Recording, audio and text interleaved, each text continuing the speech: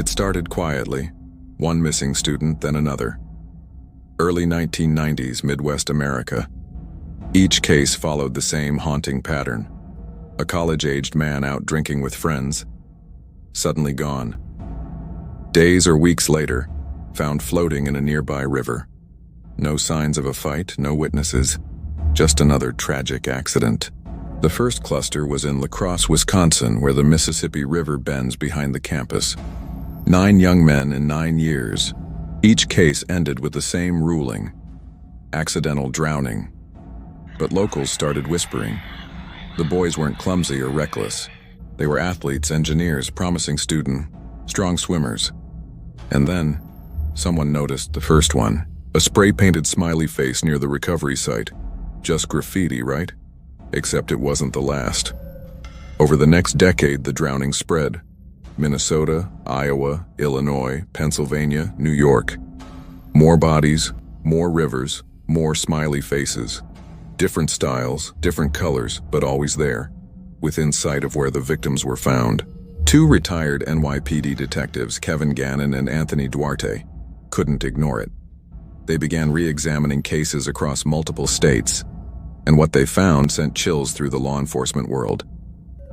Each victim fit an almost identical profile. White male, 19 to 24, good student, athletic build. All vanished after a night of drinking, all found in water, often with personal items missing and strange injuries inconsistent with drowning. One victim, Chris Jenkins, was found with his arms crossed as if placed deliberately, not swept by a current. Another, Patrick McNeil, was seen followed by 2 men before disappearing, then found in the East River miles from where he vanished.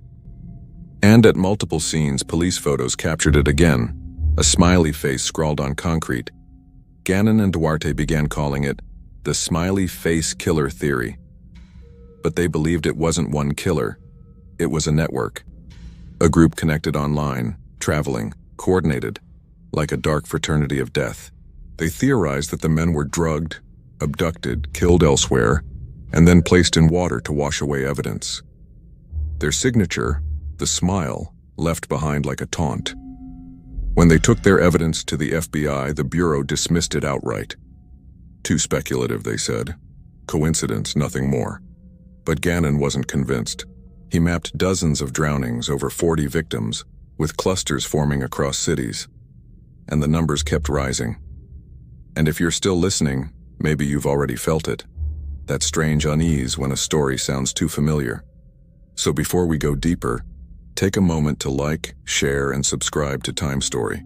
Because sometimes the truth is hiding right in plain sight. In 2008, the theory exploded across national media. Parents of victims demanded new investigations.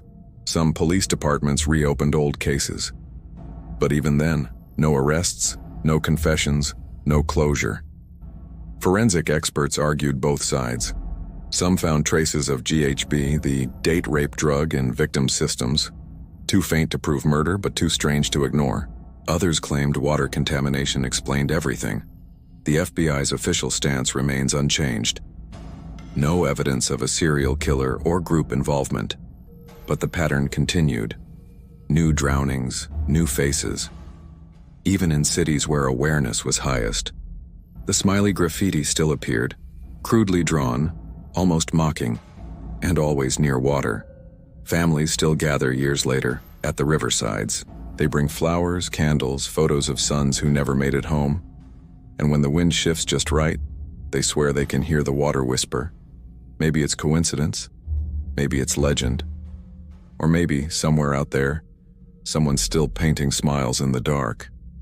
If this story made you feel that creeping unease, the sense that something's watching just out of sight, then like this video, share it with someone who still believes in reason, and subscribe to Time Story.